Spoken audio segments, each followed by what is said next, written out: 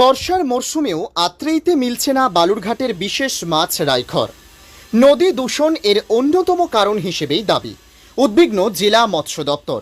রাইখরের মতো বিশেষ প্রজাতি সহ অন্যান্য মাছের বিলুপ্তি রোধে সকলকে এগিয়ে আসার আহ্বান জেলা মৎস্য আধিকারিকের। জানা গিয়েছে, দক্ষিণ দিনাজপুর জেলার একটি গুরুত্বপূর্ণ নদী আত্রেই। বাংলাদেশ থেকে এসে এই নদী ফের বাংলাদেশেই প্রবেশ করেছে। তবে দক্ষিণ দিনাজপুরের কুমারগঞ্জ ও বালুরঘাট ব্লকের মধ্য দিয়ে প্রবাহিত এই নদীর গতিপথ 58 কিলোমিটার। এই গতিপথে পাওয়া যায় জেলার মানুষের চাহিদার 40% মাছের যোগান। বাকিটা আসে পুকুর, খাল, বিল এবং বাইরে থেকে। আত্রেইতেই মেলে বিশেষ প্রজাতির সুস্বাদু রাইখর মাছটি। ছোট প্রজাতির এই মাছটি পরিণত অবস্থায় খোলা বাজারে বিক্রি হয় 500 থেকে 600 টাকা কিলো দরে। বালুরঘাট সহ আশেপাশের বাজারে সারা বছর এই মাছটির যোগান মেলে, কিন্তু বর্ষায় এই মাছের জোয়ার আসে আত্রেইতে।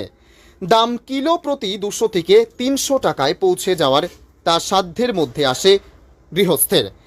বাড়ি বাড়িতে কার্যত রাইখর উৎসব লেগে যায় এই সময়। রাইখরের হরেক রকম মেনু দিয়েও অতিথি আপ্যায়ন এখানকার রেওয়াজ।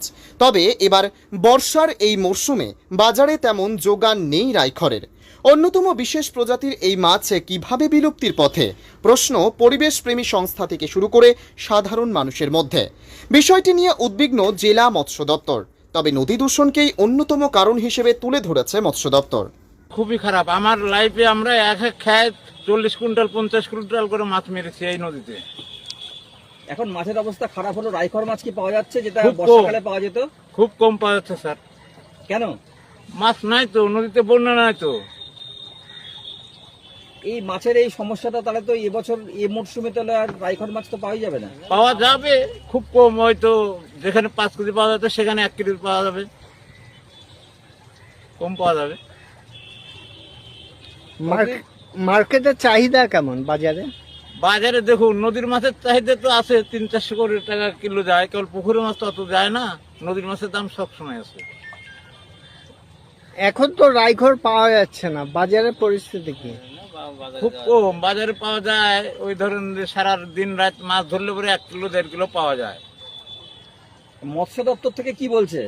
তারা ওনারা তো আমাদের কাছে শুধু চেক কেটে দেয়, কমিশন নেয়, আমাদের আর কোনো কথা বলে না। তো ওনারা ধরেন অফিসার মানুষ, ওনাদের সঙ্গে আমরা কথা বলতে পারি না। আপনাদের এখন দাবিটা কি?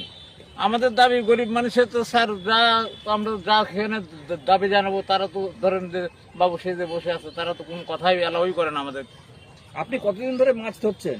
আমার মোটামুটি 7 বছর বয়সের থেকে মাছ ধরতে যাই আত্রা নদীর থেকে। তাহলে কত বছর হলো? আমার